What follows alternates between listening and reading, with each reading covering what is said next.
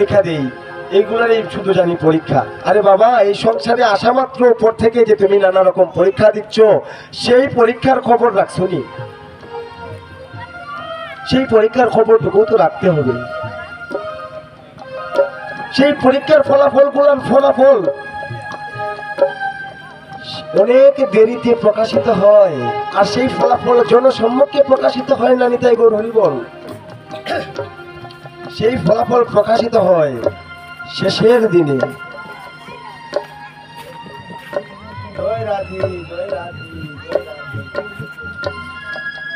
সেই ফলাফল প্রকাশিত হয় শেষের দিনে। তো একদিন এক পাপাচ্ছন্ন ব্যক্তি ছিল। সেই ব্যক্তি এতই পাপাচারী ছিল, এতই স্বৈরাচারী ছিল যে জীবনে কোনো প্রকার পুণ্যকর্ম লিপ্ত হয় নাই। হরিবাসর সংকীর্তন হয়েছে, হরিনাম সংকীর্তন হয়েছে, সেখানে যাওয়া তো দূরের কথা, হরিনাম সংকীর্তনের ধ্বনিটুকু যে জায়গা পর্যন্ত যায় সেই জায়গা পর্যন্ত ত্যাগ করে চলে গিয়েছে। সে এমন একজন পাপাচ্ছন্ন ব্যক্তি, দুর্ব্যবচারী, ব্যবহারকারী ব্যক্তি। আর ওইদিকে যে ফলাফল লেখা হচ্ছে, খাতা লেখা হচ্ছে, সেই জায়গায় নীল কলমে শুধু পাপের কথা, পাপের ইতিহাসে লেখা হচ্ছে। তো একদিন প্রচন্ড জ্বর বইতে লাগলো। জ্বর বহার সাথে সাথে একজন ওইদিকে একজন বৈষ্ণব, পরম বৈষ্ণব যাকে বলে আর কি, যে বৈষ্ণবের চরণধুলি আমাদের মস্তকে ধারণ করলে বৈকুণ্ঠে গমন একেবারে সহজ হয়ে যাবে। সেই পরম বৈষ্ণব ওইদিকে যাচ্ছিলেন। আর ঝড় তুফান আসলে আমরা কি করি গো মায়েরা, বাবারা? আমরা দৌড়ে একটা পাশে যা পাই তার ভিতরে গিয়ে কোনো রকম প্রাণ বাঁচানোর চেষ্টা করি। সেই পরম বৈষ্ণব ওই দিনকা আশেপাশে কোনো কিছু না পেয়ে সেই দুর্ব্যবহারকারী, সেই পাপাচ্ছন্ন ব্যক্তির ঘরে গিয়ে প্রবেশ করলেন।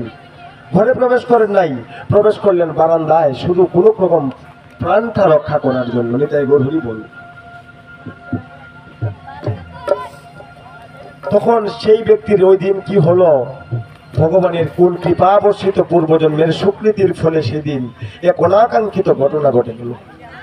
সেই পাপাচ্ছন্ন ব্যক্তি ওই দিন সেই বৈষ্ণবকে যে মানুষ দেখতে পারে না, তার ত্রিসীমানায় মানুষ আসলে দূর দূর করে দাঁড়িয়ে দেয়, সেই ব্যক্তি ওই দিন এই পরম বৈষ্ণবকে না জেনে দরজা খুলে দিয়ে ঘরের ভিতর প্রবেশ করার জন্য আমন্ত্রণ জানালো। তাই বৈষ্ণব তার প্রাণ রক্ষা করার জন্য ঘরের ভিতরে প্রবেশ করলেন। আর তুচ্ছ তাচ্ছিল্যের সহিত সেই পাপাচ্ছন্ন ব্যক্তি একটি কেদারা, যেটাকে আমরা চেয়ার বলি, এগিয়ে দিলেন যে বসেন। কোমল সুরে নয়, রুক্ষ সুরে বসেন। আর সেই বৈষ্ণব নিরুপায় হয়ে সেই চেয়ারে বসে কতক্ষণ ঝড় না কমা পর্যন্ত সেই গৃহে অবস্থান করলেন। এর কিছুদিন পরে সেই পাপাচ্ছন্ন ব্যক্তিটি দেহ ত্যাগ করে চিরতরে চলে গেল। মৃত্যুর পরে ওই যে বললাম সকল কিছুর হিসাব নিকাশ হয়। ভগবান ইন্দ্র হিসাব করছেন আর দেখতেছেন যে সকল সারা জীবনের শুরু থেকে শেষ পর্যন্ত শুধু নীলকালির কলমে লেখা। কোনো প্রকার নীলকালির কলমটা হচ্ছে পাপাচ্ছন্ন লেখা, পাপের কর্মগুলা লেখা, শুধু নীলকালির কলমে লেখা, অর্থাৎ পাপাচ্ছন্ন কর্ম। তো ভগবান যিনি দেখছেন সেই যমরাজ বলছেন যে ভগবান, এর আর কি দেখবো, এর তো পুরো খাতায় নীল কলমে ভরা, এর তো কোনো জায়গায়ও একটা ফাঁকা স্থানেও লাল কলমের দাগ নেই। বলছে ভালো করে দেখো, সর্বশেষে চলে যাও, গিয়ে দেখো একটি লাল কালির কলমের দাগ পাবে। আর সেই লাল কালির কলমের দাগটি হচ্ছে পুণ্যের দাগ। যমরাজ কি করলেন, সর্বশেষ পৃষ্ঠায় গিয়ে দেখলেন একটি লাল কালির কলমের দাগ। সেই লাল কালির কলমের দাগটি কি? সেই লাল কালির কলমের দাগটি ওই যে বৈষ্ণবকে অনাকাঙ্ক্ষিত ভাবে, অযাচিত ভাবে বৈষ্ণবকে বসতে দিলেন, সেই লাল কলমের দাগ। আমরা কি করি, নিজের পিতা মাতাকেই গৃহে রাখতে চাই না, বসাতে চাই না। একজন মানুষ আসলে তো দূরের কথা ভালোভাবে আপ্যায়ন করবো, কিন্তু আমরা তো এটা কখনো ভাবি না যে এই মানুষের মধ্যে পরম বৈষ্ণবের অবস্থান হয়তো থাকতে পারে। আর সেই পরম বৈষ্ণবকে একটু আশ্রয় করি আমরা ভগবানের তরুণী পার হইতে পারিব। হে ভক্তগণ, আপনাদের রাতুল চরণে আমি অধমের নিবেদন রইল। আপনারা কোনো মানুষ আসলে, কোনো অতিথি আসলে তাকে নারায়ণ জ্ঞানে সেবা করে, শেষের দিনের কথা চিন্তা করে তাকে নারায়ণ জ্ঞানে আপ্যায়ন করে তাকে বিদায় করবেন। কারণ আমাদেরকে পার সবাইকেই হইতে হবে। এই কলিতে হচ্ছে সকল কিছুই উল্টো। পিতার আগে পুত্র চলে যায়, মায়ের আগে মেয়ে চলে যায়। কাকে কখনো চলে যেতে হবে বলা যায় না।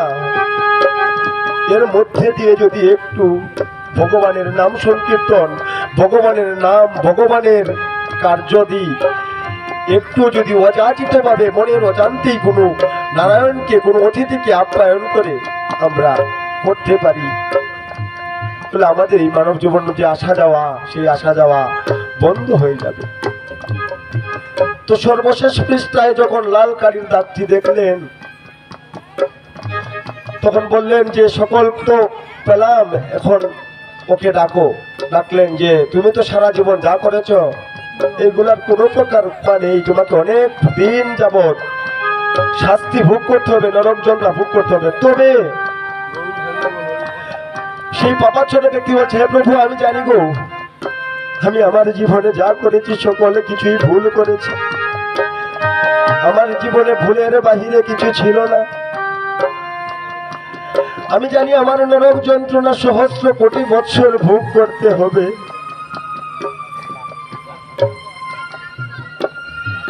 হে প্রভু, আমি নরক যন্ত্রণা ভোগ করার জন্য প্রস্তুত। প্রভু, তুমি আমাকে নরক যন্ত্রণায় নিমজ্জিত করে দাও। বলছে না, এর মধ্যে আরো কিছু কথা রয়েছে। তুমি সারা জীবনে যে কর্ম করেছো, এর মধ্য দিয়ে শেষে তুমি কিছুদিন এই ধরাধাম ত্যাগ করার পূর্বে তুমি কিছুদিন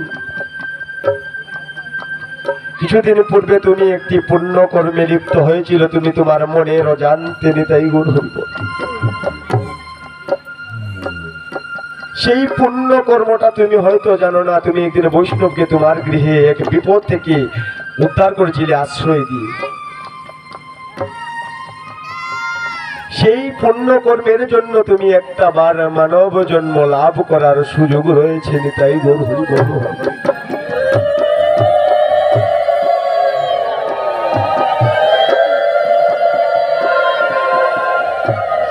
হ্যাঁ গোবিন্দ গোবিন্দ।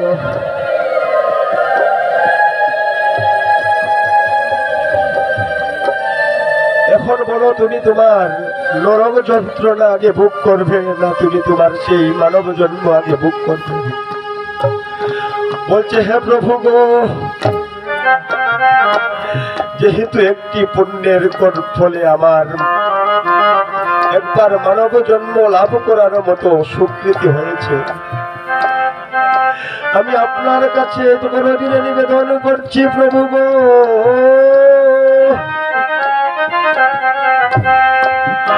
প্রভু তুমি আমাকে প্রথমবার সেই মানব জন্ম দান করো প্রভু।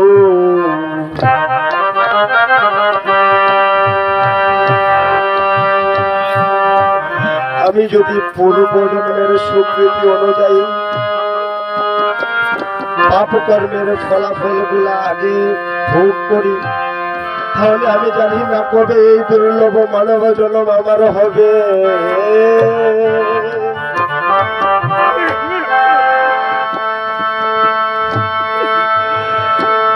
তাই হে প্রভু, আমি তোমার কাছে করো জুড়ে নিবেদন করছি প্রভু গো,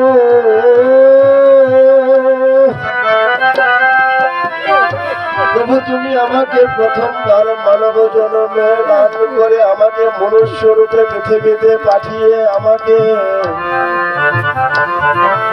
বৈষ্ণব চরণ আশ্রয়ের সুযোগ করে দাও প্রভু গো।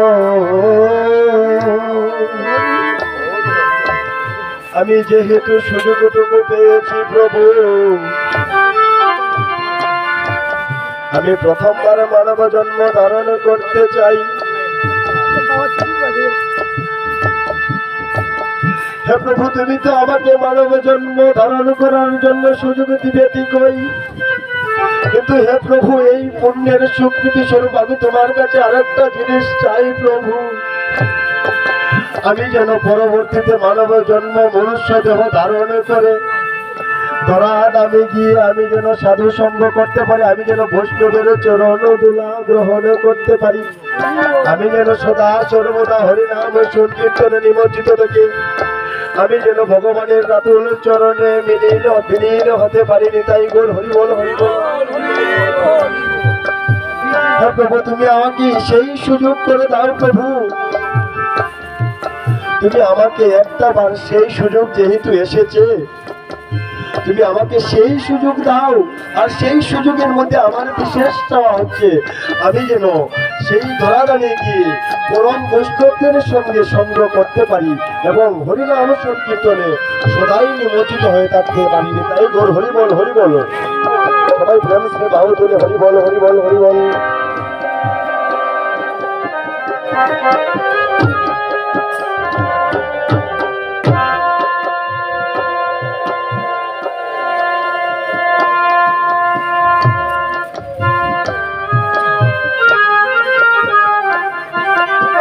সেই কথা শুনে ভগবান ইন্দ্র দেবতা তাকে সেই পুণ্যের স্বীকৃতি স্বরূপ এই ধরাধামে পাঠালেন এবং তার যে লাস্ট সর্বশেষ মনোবাঞ্ছা ছিল হরিনাম সংকীর্তনের সাথে যেন সদা সর্বদা যুক্ত থাকতে পারে, সেই সুযোগটুকু করে দিলেন। এবং সেই ধরাধামে আসার পরে সেই পাপাচ্ছন্ন ব্যক্তি জন্মের দিন থেকেই জীবনের শেষ অবধি ভগবানের নাম সংকীর্তনে নিমজ্জিত থাকলেন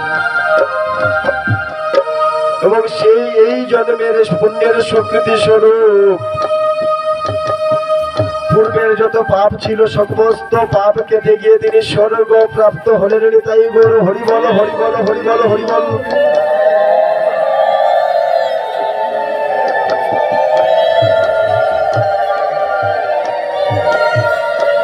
হে ভক্তবৃন্দ, আর আমরা এই 84 কোটি ভ্রমণ করে অতি সাধের মানব জন্মের পাওয়ার পরেও আমরা একটু সাধু সঙ্গ করতে অনেক দ্বিধাবোধ করি, আমাদের সময় থাকে না। আরে বাবা, এই যে দেহ, পচা দেহ, মরিলে কোনো প্রকার সম্বন্ধ কারো সাথে কারো থাকবে না।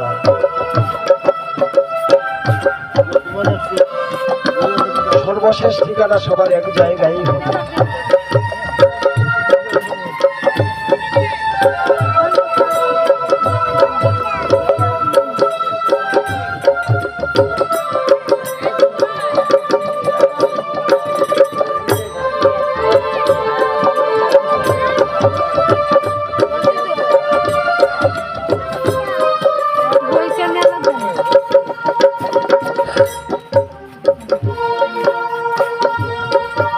ভক্তবৃন্দ, সময় অতি স্বল্প, আসলে আমরা অনুষ্ঠানটা শুরু করতেই দেরি করে ফেলেছি।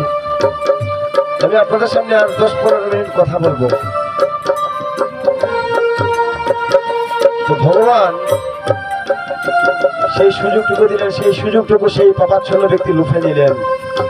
আর আমরা সেই অতি সাধের মানব জন্ম পেয়েও আমরা অনাদি আদি গোবিন্দের নাম নিতে গিয়ে কার্পণ্যতা করিনি। তাই বলি, আজ থেকে আমাদের সবার প্রতিজ্ঞা হোক, আমরা যেন দিনে গুরুদেবের বিধান অনুযায়ী দিনে 2 বেলা হলেও সন্ধানিক কাজে রত থাকতে পারি এবং ভগবানের নাম সংকীর্তন করার জন্য প্রতিজ্ঞাবদ্ধ হয়ে এই আসর থেকে বের হয়ে যেতে পারি। তাই বল, হরি বল, হরি বল। আমার অনাদি আদি গোবিন্দ এই কলির জীবকে উদ্ধারের জন্য হরিনাম সংকীর্তন নামক একটা মহামন্ত্র দিয়ে গিয়েছেন। আমার অনাদি আদি গোবিন্দ তো প্রেমের অবতার, যে প্রেম নিতে চায় না তাকেও প্রেম দিতে চায়। সে অনাদি আদি গোবিন্দ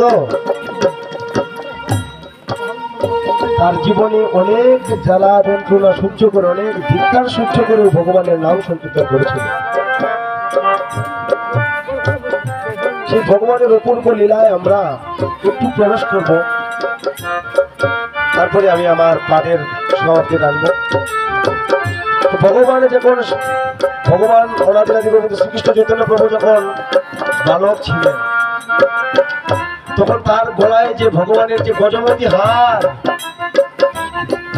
সেই হার চুরি করার জন্য এক চোর এসে ভগবানকে ঘাড়ে করে নিয়ে গেলেন। চোর তো তার গন্তব্য যাবে চুরি করার জন্য, ভগবানকে নিয়ে গজমতি হার নেওয়ার জন্য। কিন্তু ভগবানকে নিয়ে যতই হাঁটছেন, সর্বশেষ থেকে কোনো প্রকার গন্তব্য পায় না সে। সর্বশেষ যখন আমার অনাদি রাধি গোবিন্দ বুঝতে পারলেন যে আমার ভক্ত আমাকে নিয়ে হাঁটতে হাঁটতে ক্লান্ত হয়ে গিয়েছে, আমি আমার ভক্তকে তো আমি কষ্ট দিতে পারি না, আমার ভক্তকে আমি কষ্ট দেব না। আমি তো বলেছি যে আমার ভক্ত আমার চেয়ে অনেক বড়। তো কি করলেন ভগবান? সর্বশেষ তাকে আশ্রয় দিলেন, আশ্রয় তার ঠিকানায় নিয়ে গেলেন। তার ঠিকানায় নেননি গো, নিয়েছেন কোন ঠিকানায়? জগন্নাথ মিশ্রের ভাগ্যবনের সামনে, অর্থাৎ চৈতন্য প্রভুর ভাগ্যবনের সামনে। দেখেন কি অপূর্ব লীলা।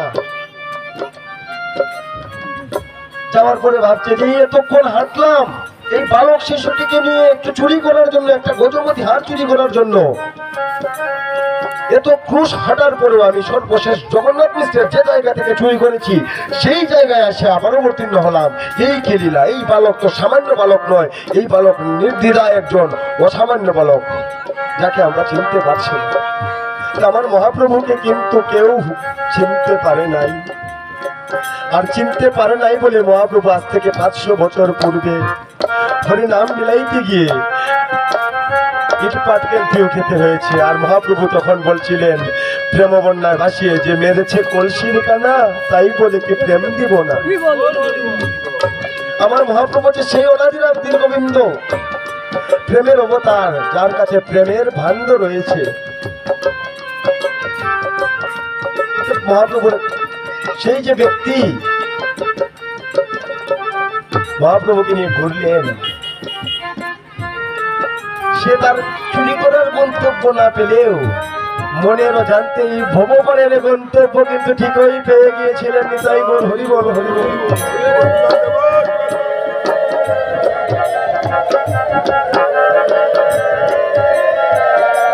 আসলে উপস্থিত সাধুজন, গৌর অনুরাগী ভক্তবৃন্দগণ, সবাই কিছু না কিছু সময়ে প্রতিদিন ভগবানের আরাধনা আমরা অবশ্যই করে থাকি। কিন্তু আমার যে এই কলির অবতার অনাদি রাধি গোবিন্দ ভগবানের শ্রীকৃষ্ণ, প্রেমের অবতার শ্রীকৃষ্ণ চৈতন্য মহাপ্রভু, রাধা কৃষ্ণের মিলিত তনু, দুই অঙ্গের একাঙ্গ, নাম হয়েছে কলিতে গৌরাঙ্গ। সেই প্রভু কোন ফল খেতে ভালোবাসেন সেটা কি আমরা জানি? মহাপ্রভু কিন্তু তার চৈতন্য চরিতামৃত লীলা সকল কিছু ইঙ্গিত দিয়ে গিয়েছেন, কিন্তু আমরা সেগুলো আস্বাদন করতে পারি না। মহাপ্রভু তার লীলায় শ্রীবাসের গৃহে যখন একদিন আমন্ত্রণের জন্য গেলেন, সকল ভোগ নৈবেদ্য দেওয়ার পরে শ্রীবাসকে বললেন, শ্রীবাস তুমি আমার জন্য আমের জোগাড় করো।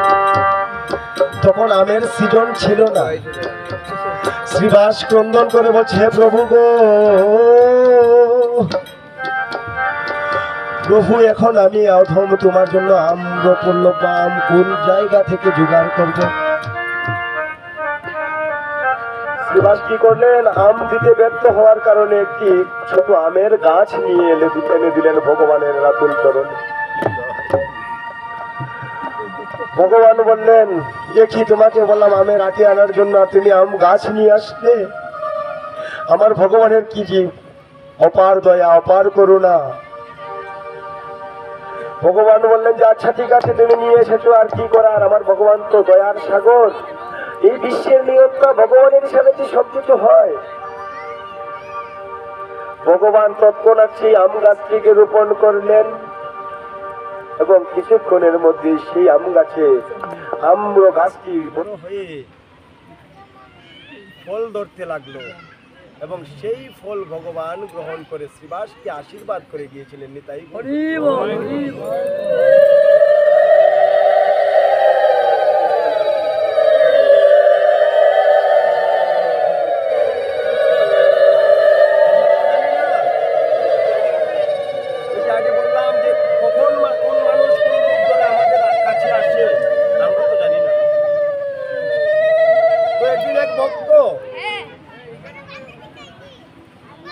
ভগবানের উদ্দেশ্যে ভোগরাগ নিবেদন করলেন, আর সেই জায়গায় ছিলেন আমার অনাদির আদি গোবিন্দ শিশু চৈতন্য। তো বারবার ভোগ দিচ্ছেন, প্রথমবার ভোগ দিলেন সেই শিশু, সেই ভোগ খেয়ে নিলেন নিতাই গোবিন্দ। যিনি ভোগ লাগিয়েছেন সেই ব্যক্তি আবার কি করলেন, আবার এগুলাকে ধৌত করে নতুন করে আবার ভোগাবচার দিলেন, আবারও সেই শিশুকে সেই ভোগ ভক্ষণ করে নিল। কিন্তু ওরা তো বুঝতে পারছে না সেই ভোগ যে তুমি যার উদ্দেশ্যে নিবেদন করছো সেই ভোগ তো সেই ব্যক্তি এসে পরম করুণাময় কৃপা করে নিজ হাতে ভক্ষণ করে নিচ্ছেন। এইভাবে তৃতীয়বার আবার দিল, এইভাবে দিতে দিতে সন্ধ্যা গনিয়ে আসলো। এখন ভোগারতি, আর ভোগারতির সময় কি আর রইল? সেই ব্যক্তি ক্রুদ্ধ হলো এই শিশুর উপর, সেই শিশুটিকে নিয়ে একটা ঘরের